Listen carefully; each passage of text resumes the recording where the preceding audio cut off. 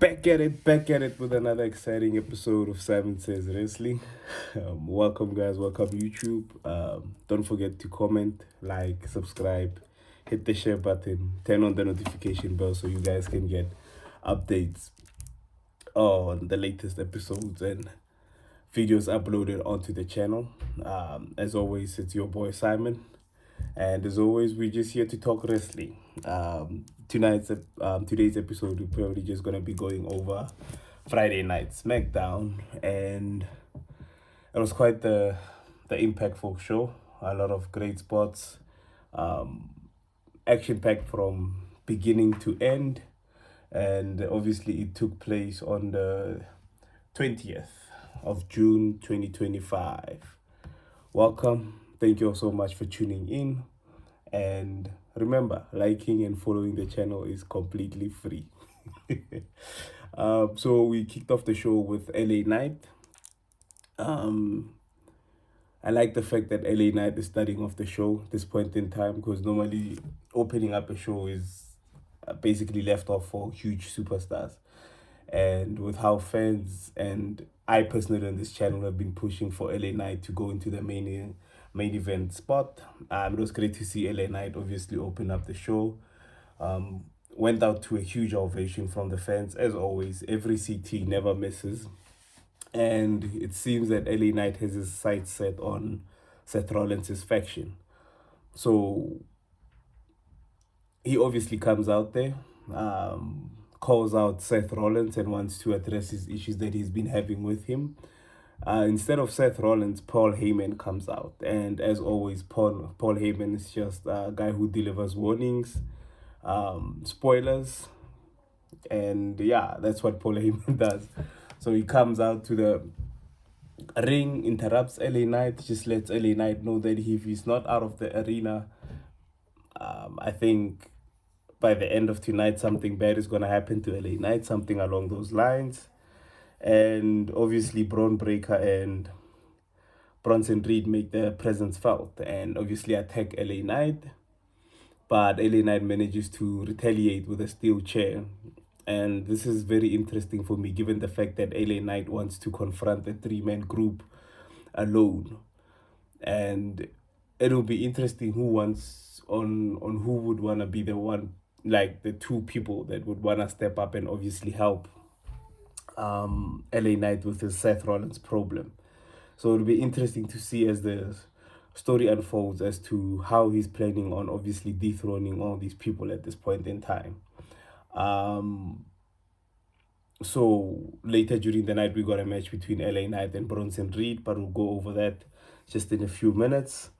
And we had the qualifier match for the finals between Asuka and Alexa Bliss. Obviously, they played a video package showing how Alexa Bliss managed to just snub Charlotte Flair out of this one to obviously get the spot that she has tonight. And like I said, I'm liking the fact that Alexa Bliss is being paired with Charlotte Flair at this point in time. It's making for a great unraveling story and obviously great character development for Charlotte Flair. The fans still don't know how to react to Charlotte Flair, given the fact that she's still giving off the brash, cocky, I don't need anyone attitude and vibes.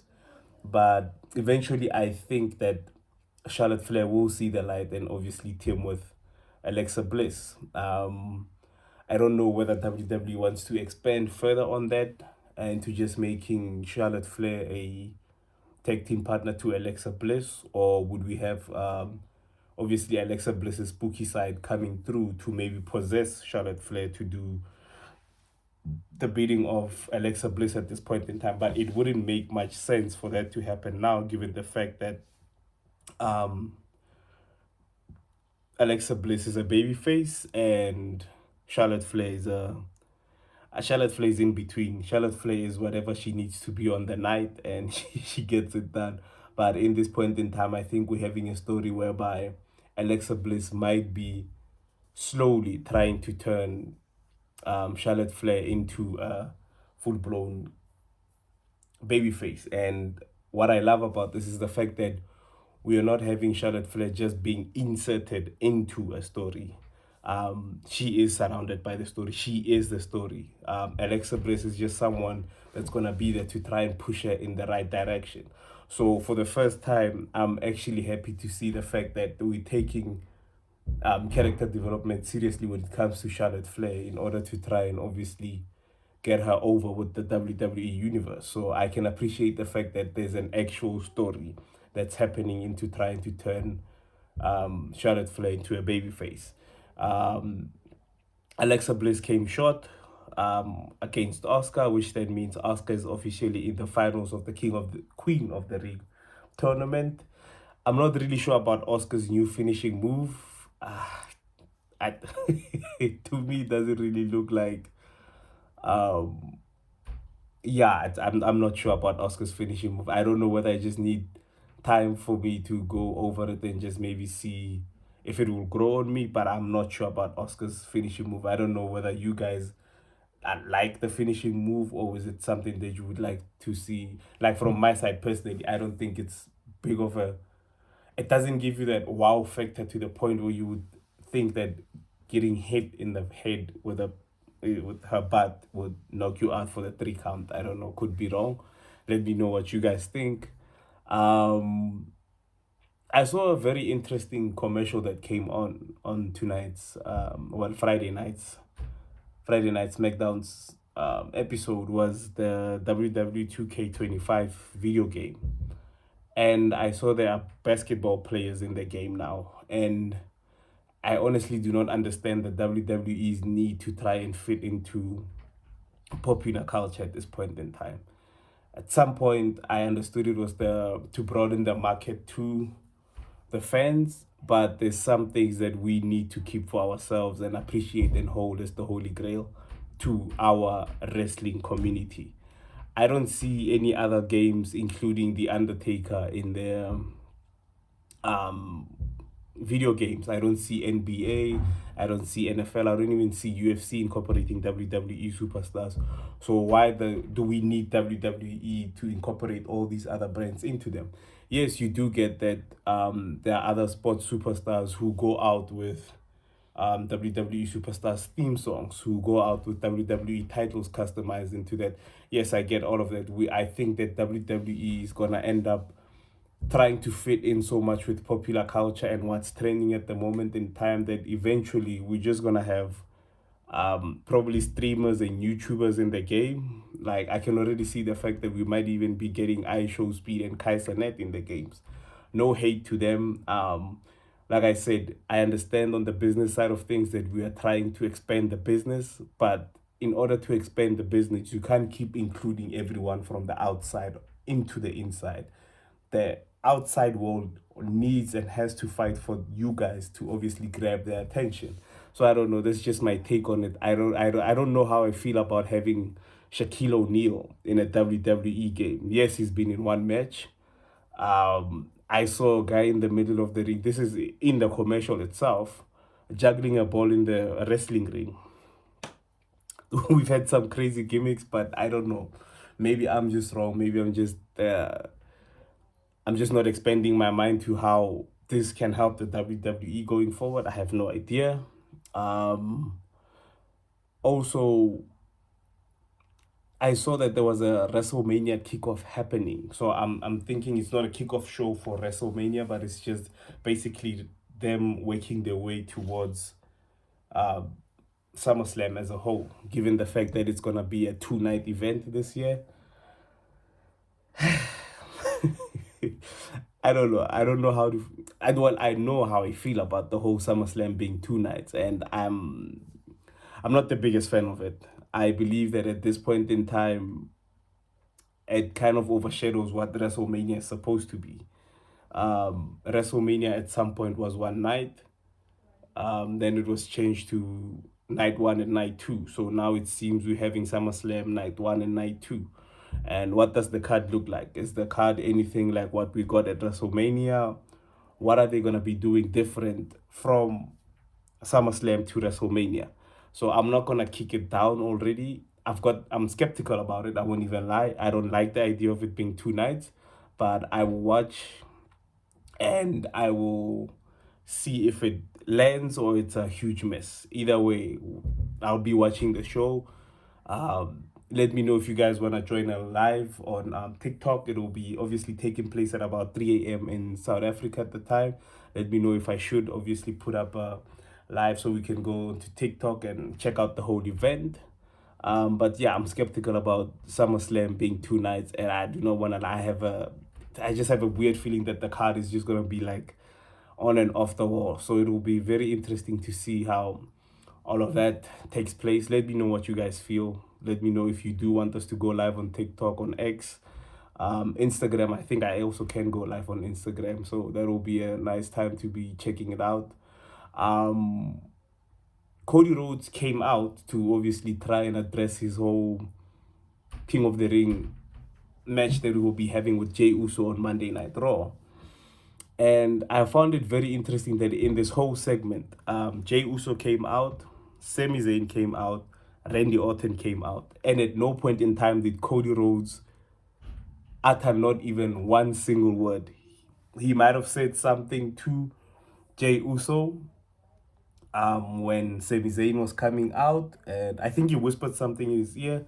So it's all these segments that I keep catching superstars just whispering in other superstars' ear. Obviously, with Seth Rollins having whispered in Cody Rhodes' ear, and now Cody Rhodes just whispering in Jey Uso's ear. So for me, it was a bit nerve-wracking to see like four baby faces in the ring at the same time, all giving what they think is gonna happen or what the other one is gonna do, what the other one is not gonna do. But Cody Rhodes did not even utter one single word. So it just gives me the heebie-jeebies.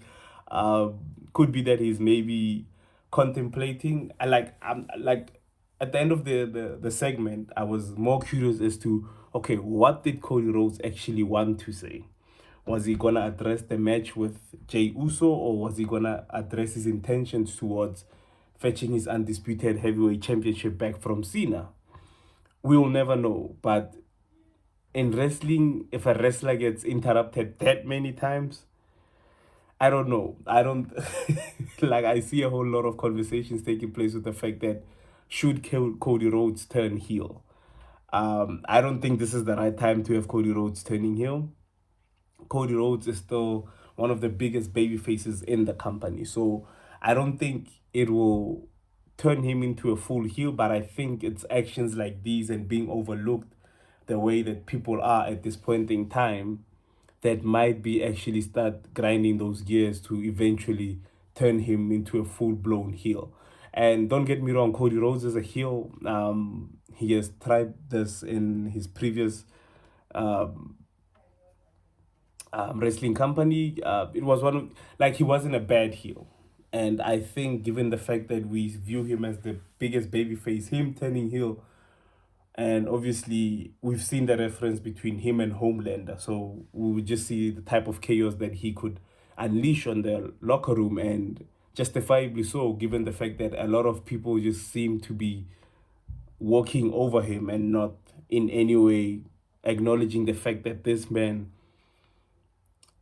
was the Universal Champion, and how he got dethroned and how he lost that title was in one of the most, controversial ways, given the fact that we got a 25-year career in Cena, just all of a sudden deciding that he was gonna up and turn heel. So I don't think he's made it clear, or he has voiced out his frustration in how everything has panned out. And I don't think he would take lightly to being overlooked the way that he was in the segment.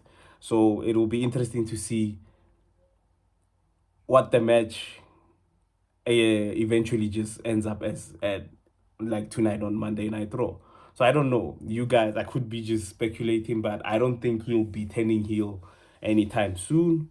But I think this is where we start getting the wheels start turning, and we start maybe seeing a development in Cody's character side from the positive, smiling, ever energetic, and just fired up Cody Rhodes. So it will be interesting to see what happens in the match between him and Jey Uso. No doubt it's gonna be one hell of a match tonight, and I don't know, who do you guys have in the match between Jey Uso and Cody Rhodes. Personally, I think Cody Rhodes is winning this one, and we're getting Cody Rhodes versus Randy Orton in the final of the King of the Ring. We seem to be developing a story with our truth or Ron Killings. I don't know what we're supposed to call him now, because when he came back, he said we should put respect on his name, and his name is Ron Killings. Another thing that I literally cannot understand is well, I do understand it. I just want to make it. The fact is, Ron Killings, aka R-Truth, is a babyface. But he's starting to give off very heelish, crazy vibes at this point in time. He attacked one half of Pretty Deadly and obviously disrupted his match with Aleister Black.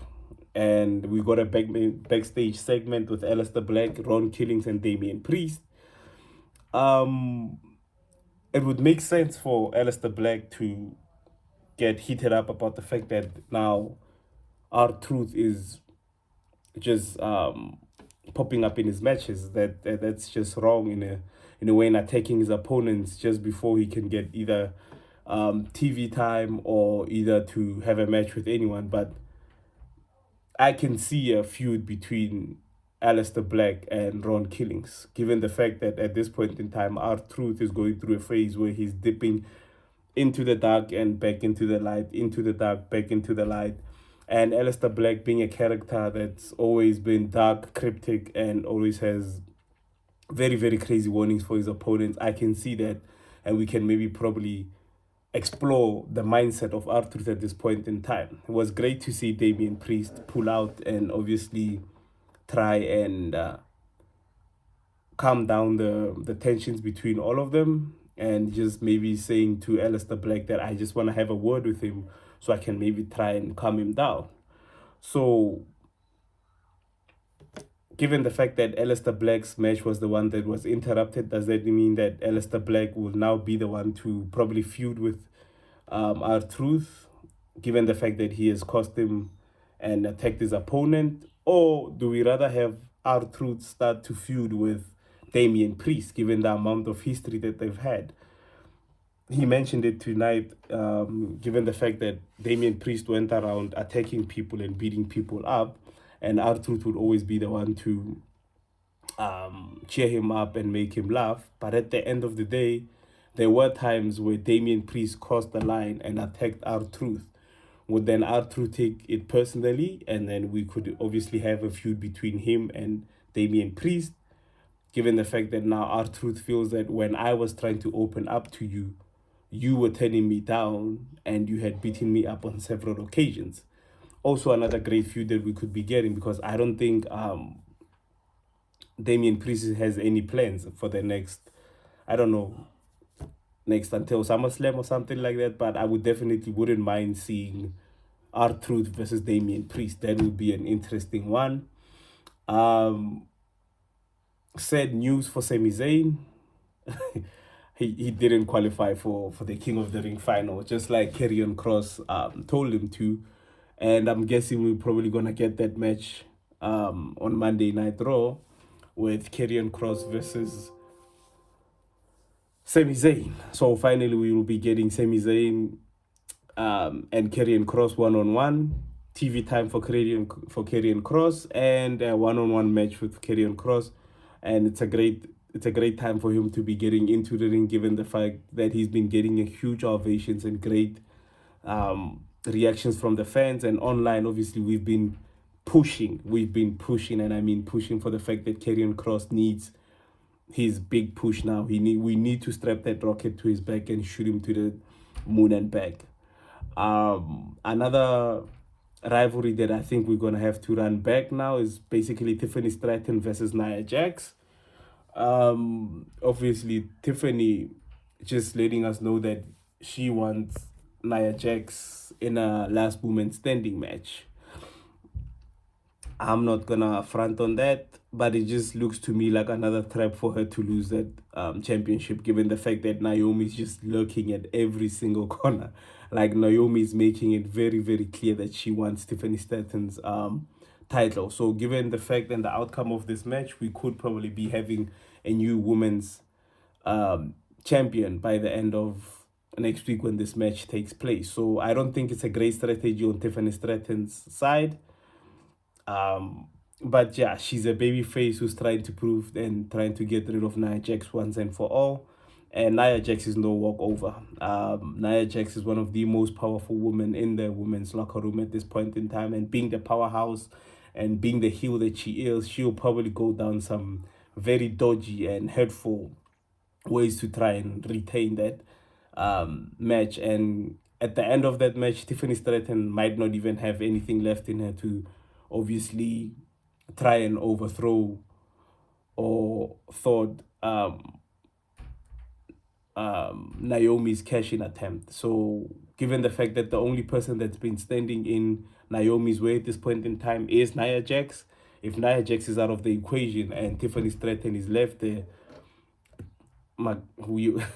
we're definitely going to be getting a new champion. So for me, it's not a great strategy for Tiffany Stratton to obviously request the last woman standing match. And I don't know when was the last time a women's last standing match took place. I'll obviously have to do some research and find out who were the last competitors in that match.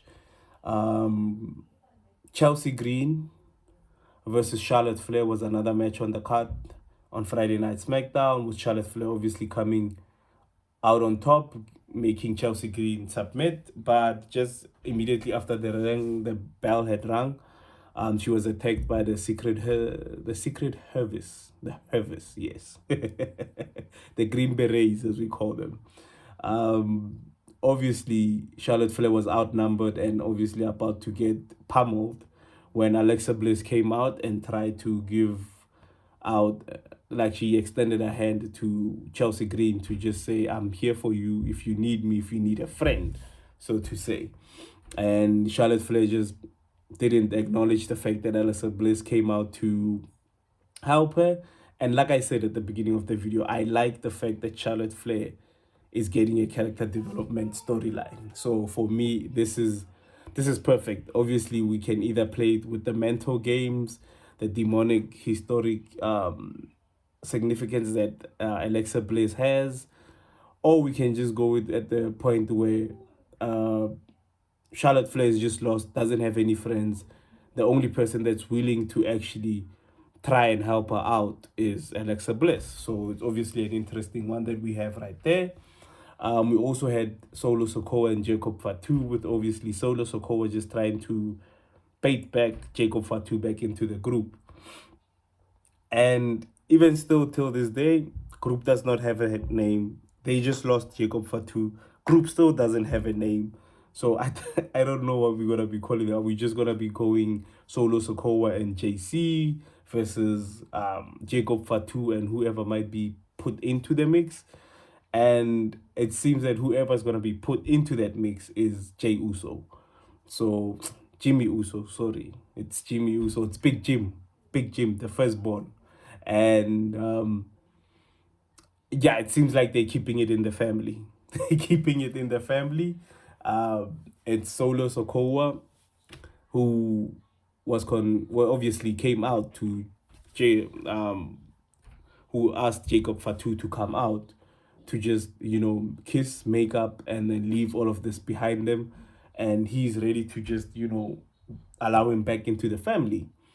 And yeah, that didn't go down so well. Solo tried to take a cheap shot, but out of this segment, it was confirmed that we're getting a United States Championship match between Solo and Jacob Fatu. So it'll be interesting to see. It was very interesting to also see Big Jim coming out to try and help Jacob Fatu, given the amount of history that these two guys have. So yeah, I don't know. I'm not mad at it, but we can't have these guys beefing over and over the same thing, keeping it in the family. We need new, fresh opponents against them. Obviously, this angle has more of a storyline than anything else at this point in time, so I'm not angry with it. Um, Also, Jimmy needs to, I think, step away from the whole bloodline family tree saga issues that have been taking place for the past, I think, what, 5 years now. And given the rumors and the people that the WWE has signed, we're not gonna be escaping from this one anytime soon. They're gonna try and keep it in the family as much as possible. So we'll obviously be tuned in to see what we'll be getting going forward. And the following match on the card was obviously LA Knight versus Bronson Reed. This was a result of what had taken place when the show had kicked off. And it's going to be interesting to see, like I say, LA Knight cannot take on three men alone. Who are the two people that are potentially going to step up and try and help LA Knight overthrow Seth Rollins, Bronson Reed, and Braun Breaker? And LA Knight, by the end of the night, had suffered 2 spears and 3 tsunamis and was laid out, helped to obviously go into the bag and then assessed for any injuries. So it'll be interesting to see who he comes back with to try and help him out, because he's not going to be in any way fit or ready to go against Seth Rollins and two of the probably most powerful men in the faction or in the roster at this point in time, in Braun Breaker and Bronson Reed. So who does LA Knight team up with to try and take this faction on? Let me know who you guys think in the comment sections. Who do you think LA Knight should ask help from to obviously try and get these powerhouses sorted out? So, but yeah, it'll be interesting to see who LA Knight comes back with. Then we had Cena versus R-Truth / Ron Killings. Cena obviously ending the match in a disqualification, and the match isn't talked about that much, but it's what Cena did after the match that just grabbed everyone's attention. And this is obviously the Cena pipe bomb. And ladies and gentlemen, business just picked up. Now all I'm left to do, or left to see at this point in time, or what I would love to see, is CM Punk in one corner, John Cena in one corner. Give them both mics, give them 10 minutes, let them steal the show. Cena's pipe bomb was unexpected, which was why it was such a great pipe bomb. It had so many parallel opposites to what CM Punk had done to him. But I love the fact that when CM Punk's pipe bomb took place, John Cena was in a match against R-Truth. And when Cena's pipe bomb took place, Cena was also in a match with R-Truth. So it's the small details and the small tweaks that they make that obviously gives us what we had. And for me personally, this is what I was expecting from John Cena when this whole heel run started. This is what I had been expecting. Like, if he had dropped this pipe bomb on the night after WrestleMania, on the Monday Night Raw after WrestleMania, if he had turned at WrestleMania, this would have been the most perfect segment going into his heel run. And I think we're halfway in it now, and it's just heating up. It's making for great TV, and it's just making for the fact that what's going to happen now. And the other thing that I think everyone is starting to come to terms with is the fact that how big John Cena is in Saudi Arabia. John Cena is one of the most over superstars in Saudi. Like, in Saudi Arabia, if you give them John Cena, The Undertaker, Goldberg, and I don't know who else maybe might be popping at the time, they will go crazy for them. So is this now the perfect segment into going to where CM Punk starts to feel that fans might have actually turned on him, given the fact that they might boo him out of the building the same way Cena was booed out of Chicago, Illinois, and in that one night stand with ECW. So it's going to be very interesting to see how all of this pans out. For me personally, I don't think Punk is taking the title from Cena in Saudi Arabia. But if he does, I won't be angry at it. But I don't think Punk is coming out on top against Cena. And it will be very interesting to see who does come out on top. They teased, I think it was a fan fanatics that took place for SummerSlam, obviously the kickoff show as they call it.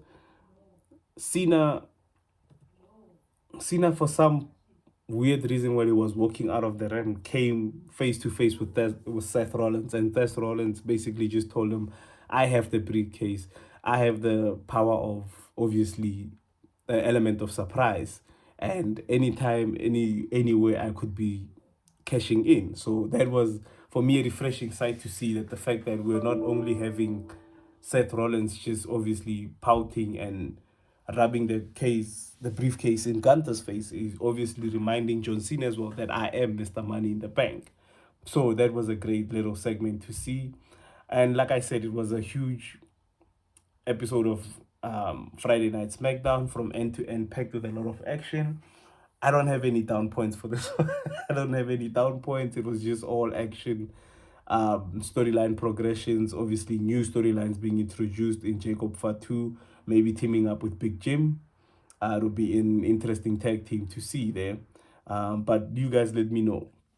Let me know down below in the comment section what was your best highlight of the show, and which obviously segments or matches that you would rate, maybe that you felt were not matching the energy on the show. But as always, guys, thank you so much for tuning in. And if you've made it this far, like I said, liking the video, sharing the video, subscribing to the channel is completely free. So don't forget to comment, like, subscribe, hit the notification bell, share the channel, follow me on all my social media platforms. This is on X, TikTok, Instagram, and I'm thinking of opening up a Twitch. But yeah, I'll think about it a bit more. But you guys let me know down below, what would you guys like to see more on the channel? What would you like to converse in? And as always, this is Simon Says Wrestling. Let's talk wrestling. Peace.